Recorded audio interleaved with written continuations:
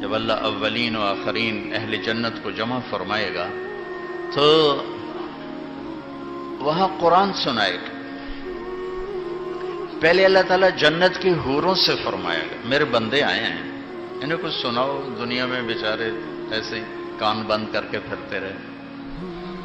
اور اعلان ہوگا این الذین کانوا ینزہون اسماعہم عن اصوات المزامیر، جو دنیا میں یہ ڈھول تماشا نہیں سنتے تھے، آج آؤ، آج انہیں جنت کا گیت سنایا جائے گا. تو جنت کی عورتیں، لڑکیاں، جنت کی لڑکی کا تھوک نہیں ہے، تھوک نہیں ہے، عیب ہے تھوکنا. اگر تھوک دے کہاں؟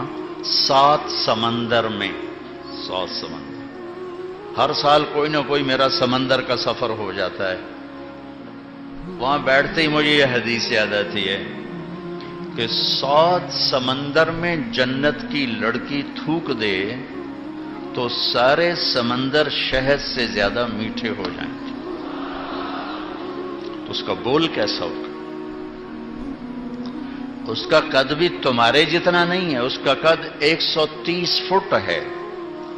60 ہاتھ جو اماں جان اور بابا جان کا قد تھا.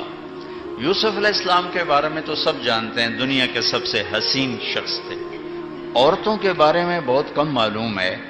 عورتوں میں سب سے حسین اللہ نے حضرت حوا کو بنایا. یہ اما ابا 60 ہاتھ تقریباً 130 فٹ بنتا ہے، 130 فٹ. اور اس کے سر کے بال سر کی چوٹی سے اترتے ہیں آبشار کی طرح اور پاؤں کی ایڑی کا بوسہ لیتے ہیں، اتنے لمبے بال ہیں اس کے. جب وہ یوں سر ہلاتی ہے تو اس کے بال جب یوں گھومتے ہیں تو ساری جنت میں بجلیاں چمکنے لگتی اور خوشبو پھیل جاتی.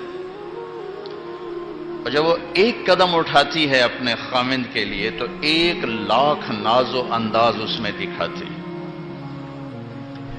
اللہ نے اصل قد 130 فٹ ہے، یہ واپس چلا جائے گا 130 فٹ واپس.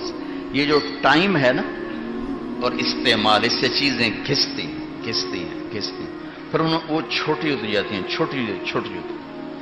ایسے جو تقریباً 10,000 سال ہے اس نے ہمیں گھسایا اور ہم گھٹتے یہ قد لیے پھرتے ہیں اور آگے اور چھوٹے ہو جائیں. ایک ہمارے زمیندار کا نوکر تھا مراسی بڑی نازک قوم ہوتی. اس نے اس کو گھوڑے کی مالش پہ لگا دیا. تو مراسی تو گلاس نہیں اٹھاتے، گھوڑے کی مالش کہاں کرتا. وہ بیچارہ اس کے سامنے لگا رہا. جب وہ گھر چلا گیا تو وہ سو گیا. چور گھوڑا کھول کے چلے گئے. جب اس کی آنکھ کھولی تو اس نے کہا گھوڑا غائب. انہوں نے کہا لے ہن میری خیر کوئی نہیں. وہ گھر گیا اور اپنا خرگوش لے کر آیا اور اس کو باندھ کے مالش شروع کر دی. تو وہ زمیندار نکلا، اوے گھوڑا کدے اگے سہی آئے کھل ہوتا ہے، اوے گھوڑا ہے تا خرگوش ہے، سہی گھوڑا ہے. مالش کیتی ہے تے گھس کہتے خرگوش آ بنے. تو 10,000 سال نے ہماری مالش کی ہے. یہ ہم 5 فٹ کے رہ گئے، 6 فٹ کے رہ گئے. ادھر کانگو میں جنگل میں 3 فٹ کا پہلوان ہوتا ہے، 3 فٹ، 3.25 فٹ ان کی میکسیمم ہائٹ ہے، 2 فٹ، 2.25، 2.5، 3. پہلی دفعہ وہاں جب سے سورج چاند کی گردش ہے وہاں جماعتیں پہنچی، ان کو ایمان کی دعوت دی. پہلی دفعہ 300 مسلمان ہوئے، اب 5,000 تک مسلمان ہو چکے. تو اللہ تمہیں بھی 130 فٹ کرے گا. ایسے حسن یوسف، قامت آدم، قلب ایوب، لحن داود، عمر عیسیٰ، خلق محمد علیہ الصلوات والتسلیمات. اور بیغ جرد مرد جعاد مکحلین. خوبصورت. داڑھی نہیں ہوگی، صرف سر کے بال ہوں گے، بھووں کے بال ہوں گے، پر مونچھوں ہلکی ہلکی مونچھ، باقی سارا جسم شیشے کی طرح سفید چمکتا ہو. خیر اللہ تعالیٰ جنت کی لڑکیوں سے کہے گا سناؤ. تو ساری جنت کے درخت یہ ساز بن جائیں گے اور ہوا موسیقار بنے گی، وہ دھن اور یہ لے، وہ ساز اور یہ سر، یا جو جنت کی لڑکیاں گائیں گی تو جنت والوں کو جنت بھول جائے گی۔ اور سب سے کم دورانیہ جنت کے گانے کا 70 سال کا ہوگا۔ مجھے جنید جمشید نے کہا کہ ہم گانا 3.5 منٹ کا بناتے تھے، میں نے کہا 4 منٹ بھی نہیں، 3.5 کیوں؟ کہا لوگ بور ہو جاتے ہیں، لمبا سنتے ہی نہیں۔ میں نے کہا اللہ پہلا گانا جنت کی لڑکیوں کا 70 سال کا سنائے، پھر اللہ فرمائے گا کیسا رہا؟ کہا جی مزہ آ گیا۔ کہا اس سے اچھا سناؤں؟ کہا وہ کیا ہے؟ کہ یا داؤد تعالی ارقى المنبر، داؤد آؤ ممبر پہ بیٹھو۔ داؤد علیہ السلام آئے، کہ یا اللہ میری تو آواز دنیا میں تھی، کہ ہم نے لوٹا دی۔ ان کی آواز معجزہ تھی، معجزہ۔ جب زبور پڑھتے تھے پہاڑ ہلتے تھے، پہاڑ۔ جب وہ سنائیں گے نا تو جنت بھی تھم جائے گی، ایسا سما بنے۔ پھر اللہ فرمائیں گے کیسا رہا؟ زبردست۔ کہ اس سے اچھا سنو؟ کہ اس سے اچھا کیا ہے؟ تو اللہ کہیں گے یا حبیبی یا محمد تعالی ارقى المنبر، میرے محبوب میرے محمد آئیے آپ بھائی۔ تو اللہ کے نبی کی آواز جنت کا ساز جنتیوں کو اپنا آپ ہی بھول جائے۔ پھر اللہ فرمائیں گے کیسا رہا؟ کہیں گے زبردست۔ کب اس سے بھی اچھا سنوں؟ کہیں گے اللہ اس سے اچھا کیا ہے؟ تو اللہ فرمائیں گے لم یبق الا ارحم الراحمین، اب تمہارے رب کی باری ہے، اب تمہارا رب سنائے گا۔ پھر اللہ کہے گا یا رضوان، اے رضوان جنت کا فرشتہ، ارفع الحجب بین عبادی و بین الزوار، آج میرے اور میرے بندوں کے درمیان پردے ہٹا دو، آج مجھے آنکھوں سے دیکھیں گے، کانوں سے سنیں گے۔